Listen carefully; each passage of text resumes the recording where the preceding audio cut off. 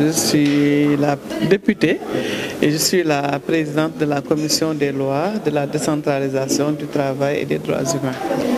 Je suis venue répondre à l'invitation de l'AGS qui fête aujourd'hui ses 50 ans et je pense que c'était pour moi d'abord en tant que femme un devoir, mais aussi en tant que présidente de la commission des lois de l'Assemblée nationale de venir répondre à cette invitation. Je pense que dès que j'ai lu le thème, j'ai été très attirée. Donc je pense que c'est au-delà de la première réaction, je pense que c'était un thème qui m'a beaucoup attirée. Parce que d'abord, quand je regarde le thème, il y a deux mots que je retiens. La représentation, je représente le peuple, donc je pense que c'est déjà un élément. Et l'autre élément, c'est la participation politique. Je suis femme politique et je pense que c'est également une actualité aujourd'hui parce que nous allons vers des échéances électorales. Donc c'est vraiment un thème très actuel, un thème très attirant qui nous a poussé vraiment à venir répondre à cette invitation de l'AGS. Je pense que il est temps qu'on puisse parler. Il est temps qu'on puisse parler aux autres femmes. Je pense qu'il y a peut-être un aspect qui est un peu inconnu de ma personne, c'est d'avoir été fonctionnaire et d'avoir osé faire la politique malgré mes charges de fonctionnaire, malgré tout ce qui pesait sur moi comme droit de réserve.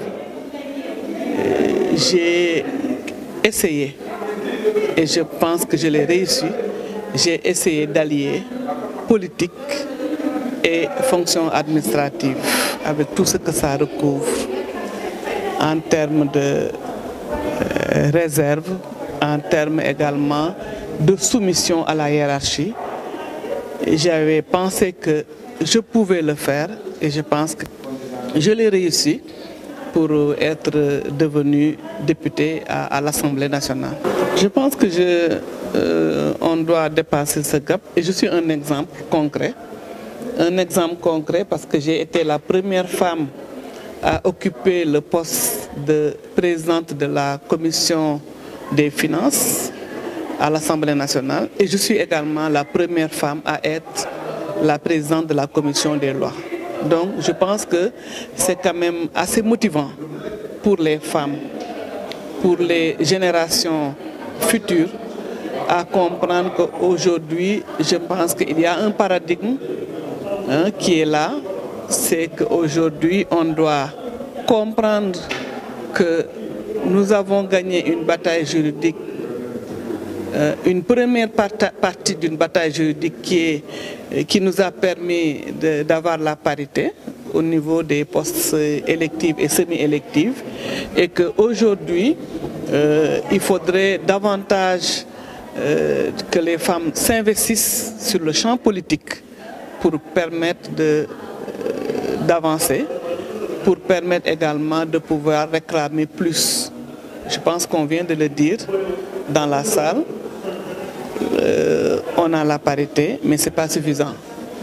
C'est parce que c'est une parité à moitié, une parité au niveau des fonctions électives, il nous faut plus, c'est-à-dire une parité au niveau des fonctions nominatives.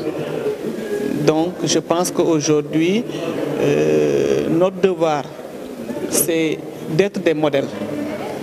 C'est de montrer que nous sommes des pionnières, mais c'est également d'accompagner l'éducation des filles et également le renforcement des capacités des femmes militantes pour leur montrer qu'elles ne doivent plus rester à applaudir, qu'elles ne doivent plus être là pour faire des hommes, mais qu'elles doivent également elles-mêmes se faire et être au premier rang au niveau de l'échiquier politique.